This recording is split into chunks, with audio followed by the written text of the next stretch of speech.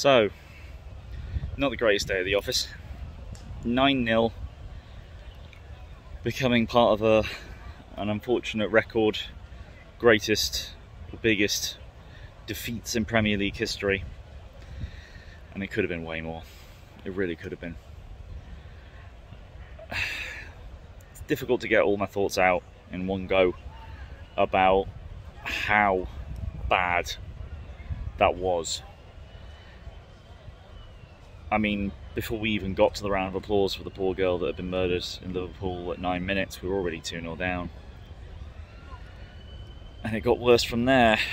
I suppose I'd better start with the formation. We set up in basically a 4-4-2.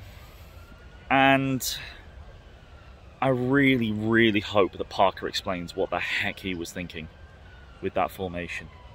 Now, if they'd had Nunez, and they actually had a striker that would go up against our centre-backs, I could maybe have understood it a little bit. However, you know he's suspended.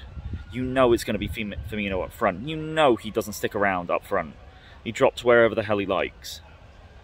And bearing in mind that Liverpool are definitely playing a 4-3-3, you line up with a 4-4-2, because Christie didn't drop deep that much, he was basically a second striker.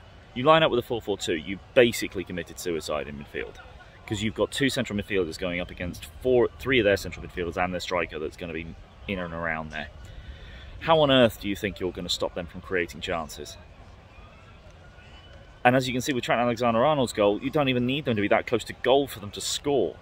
So, look, there was a lot of chatter about us playing in a back five against these big teams. It's like, we're not going for them. We're not going out and attacking them. We're not, you know, showing what we can do. Well, that's bloody showing what we can do, doesn't it? Worst defeat in our history. Liverpool may well have not been in form. Liverpool may not have been in form. That doesn't mean they're suddenly a bad team. Like, I don't know what on earth Parker's plan was there. The issue that we've got at the moment is the fact that, really, he's trying to change us from the 4-3-3 that we were playing, which was obviously possession style, into something that is able to be more combative, I think is the idea, and a little bit stronger at the back. And he did that by playing a 5-4-1. He trained us all pre-season for a 5-4-1. Yes, it wasn't great against City, but it was 4-0.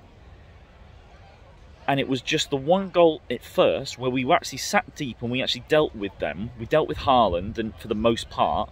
And then it was goals 2 and 3 that was caught on the counter. And then, you know, so that's unfortunate. But when we were actually sat in our shape that we've trained for all of pre-season, it was really just the one goal. Then we came out of our shell and the system falls apart a little bit. That happens. So what does he do? At Arsenal, he changed it to a 5-3-2. Looks far, far worse.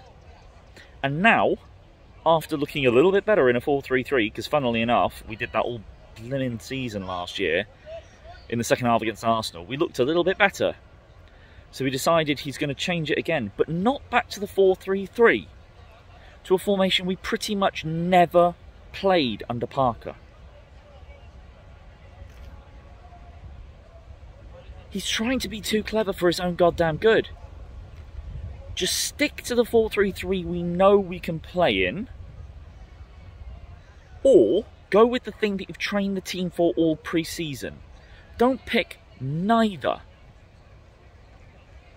But even then, we did actually switch back to the 5-4-1 in the second half and we still conceded 4 goals. So something's horribly wrong. Admittedly, Kelly is a big loss. More so than I think any of us realised he would be. Senesi's still got to get himself together. Having Senesi Mepham partnership in midfield, that was always going to be a bit tough. Sorry, in midfield, in central defence was going to be tough because it's a new partnership. But players still need to perform. There was no pressing at all. There wasn't enough pressure being put on them whatsoever. Only ray of light that came out of that game at all was Philip Billing for me. He came on and actually showed the players how the hell you close down opposition. Because no one else seemed to have a flipping clue about how to close down someone. All the space in the world. Luis Diaz, possibly the shortest player on the pitch, got 2 headed goals. The first and the last.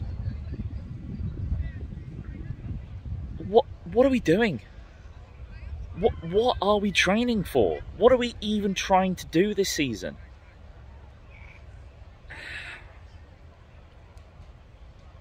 It's so frustrating. And I mean, like I've spoken about in previews, like I think more with my head than I do with my heart. I'm not as passionate as a lot of other fans. I try and be more rational about things. But you can't not be absolutely devastated at that. You can't not come out of that game and wonder, what the hell is going to happen this season? We lose that 4-0. It's not the worst thing in the world. We went to City and lost 4-0. We lost at home 3-0 to Arsenal. We lose away 4-0 to Liverpool. It's not terrible. It's not great. But the fact is, after 3 points at Villa, we're basically points-wise, we're still really on schedule. Kind of. But that result might just completely curtail our season before it's even began. I don't know what on earth Parker is going to do with that side now. Travers' confidence looked pretty darn shot after probably 3 goals.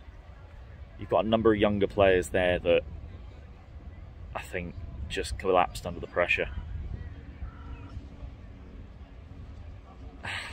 I just don't know what's going to happen with the rest of this season now.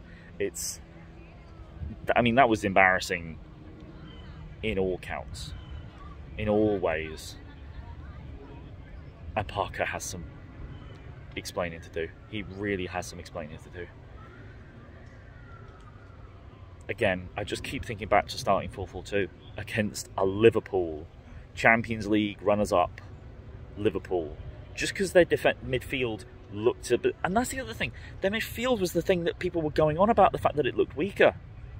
Fabinho started this time round, so it's definitely stronger with that. But you got Harvey Elliott, Jordan Henderson and Fabinho in midfield. That's still pretty strong. Jefferson Lerma and Lewis Cook, as much as I rate the two of them, ain't going to get much from those 3 when they're on their own in there.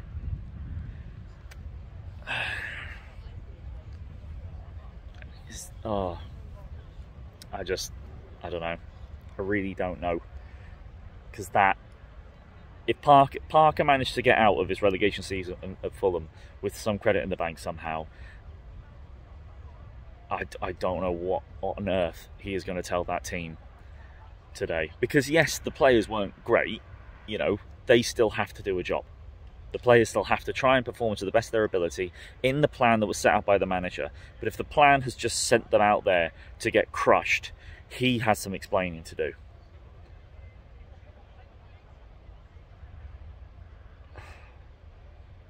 On to Wolves, I guess.